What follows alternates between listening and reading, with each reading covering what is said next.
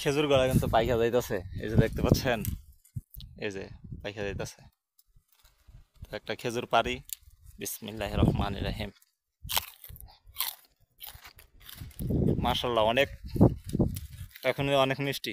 ঠিক আছে, দেখতে পাচ্ছেন খেজুরগুলো কিন্তু অনেক বড় বড়। এটার চেয়েও বড় আছে আরেকটা গাছের মধ্যে, এটার চেয়েও অনেক বড়। তবে এই যে দেখতে পাচ্ছেন পুরাপুরি পাইকা যাইতেছে, মনে হয় আর কিছুদিন পর পুরা পাইকা দেব। অনেকগুলা ছড়ি আসছে এটার মধ্যে।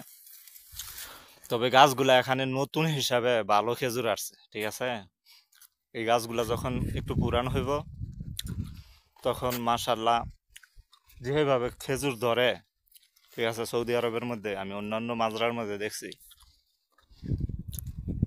ওইভাবেই আশা করি এখানেও ধরবো। কারণ হয়েছে এগুলা নতুন লাগানো হয়েছে, বড় গাছ আই না, নতুন লাগানো হয়েছে। মাজরাটা হচ্ছে আপনার মাত্র 2 বছর হয়েছে, পুরাটা জায়গাটাই রাখা হয়েছে 2 বছর হয়েছে। এর মধ্যে রাখার পরে বাউন্ডারি করছে, এরপরে সে গাছগুলা লাগাইছে। ঠিক আছে, তো যে কারণে কিন্তু তারপরও 1 2 3 4 5 6টা এমন সরি আসছে, 6টা। ঠিক আছে, এটার মধ্যে। আর যখন গাছটা আর একটু পুরান হইব অনেকগুলা, আল্লাহ রহমতে অনেকগুলা আসতে পারে। ঠিক আছে, তো নতুন হিসাবে কিন্তু ভালো খেজুর ধরছে।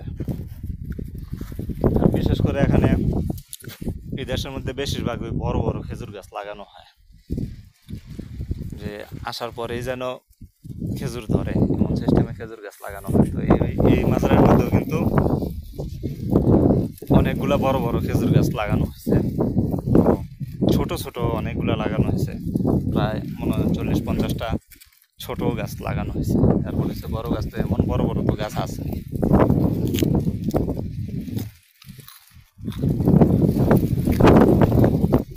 তো আমি দেশে থাকতে কিন্তু খেজুরের ভক্ত আছিলাম। ঠিক আছে, খেজুর আমার খুবই প্রিয় খাবার আছিল, মাঝে মধ্যে খাওয়ার চেষ্টা করতাম আমি। বাংলাদেশে সিজন টাইমে খেজুর পাওয়া যায় বেশি, আনসিজনে একটু কম পাওয়া যায়, সব জায়গায় ঠিক পাওয়া যায় না। যেহেতু আমি গ্রাম অঞ্চলের, আমার ওই জায়গায় আনসিজনে একটু কমই পাওয়া যেত। ঠিক আছে, তারপরে আমি চেষ্টা করতাম বিভিন্ন জায়গা থেকে কিছু কিছু আইনা খাওয়ার জন্য, এতটাই প্রিয় ছিল। যাই হোক, আলহামদুলিল্লাহ এদেশে